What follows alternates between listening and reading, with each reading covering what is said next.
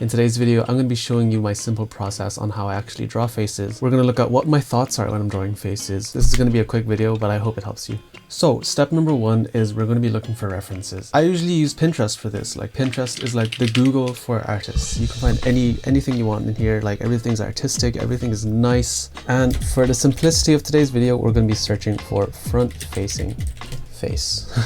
Okay, so I don't know, we'll just choose this handsome looking dude. Now that I've downloaded them on Pinterest, I usually just import them into my Procreate and make them a little bit smaller and put them in the corner right there. So one of the most basic things you do when drawing a face is that you start with a circle, and with a cross you get a center line where you can extend the sides of his face down and start getting that nice sharp jawline.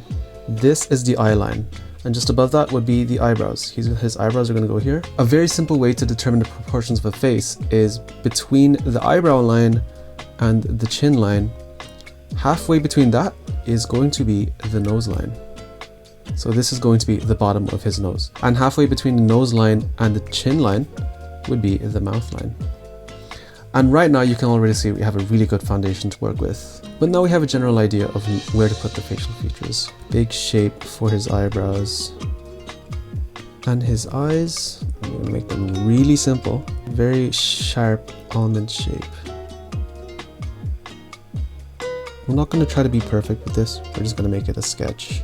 If you look at his nose here, the corner of his nose is just aligned to the corner of his eye on top. So we're going to be looking at how those two relate and then place them accordingly. Bring that mouth line over, and that is where the opening of his mouth will happen. Now we're going to draw the Cupid's bow, which is over here. Oh, don't forget his pupils. This guy would look like a ghost if he didn't have those. Oh, I just realized I made his eyes huge. Okay, we're gonna make them a little bit smaller. We'll define the shape of his face a little bit better. Maybe I'll shade in his eyebrows with another brush. Okay, I'll start shading in his eyeballs too. Okay, so now we're just going to move on to the hair. Literally just a brush stroke that goes down like that. Over here, his hair spikes a little bit, so I'm going to accentuate that. I just realized his eyes look humongous. I don't know. Okay, that is one bad habit I have. One thing we got to do now is to make the shape of his hair. And what a lot of beginners do is they start to do the individual strands, and it just looks really messy, you know. We'll keep it simple for now, and we're just going to define the shape of the hair. Tips off at that point. Let's just remove the bald-headed looking ass line right here.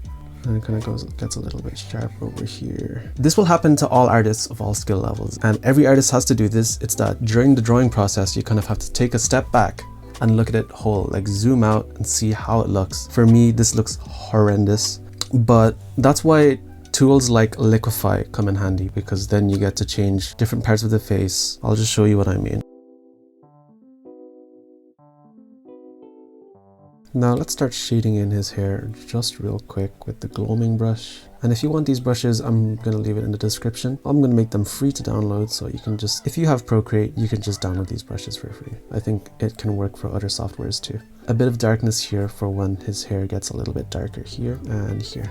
Make it sharper. And to really sell that he has sharp hair, we want to start adding a little bit of silhouette to his hair to make it look sharp. The hair needs to have a bit of sharpness here, here, and here. Give him some cheekbones. I feel like it defines his face a lot better.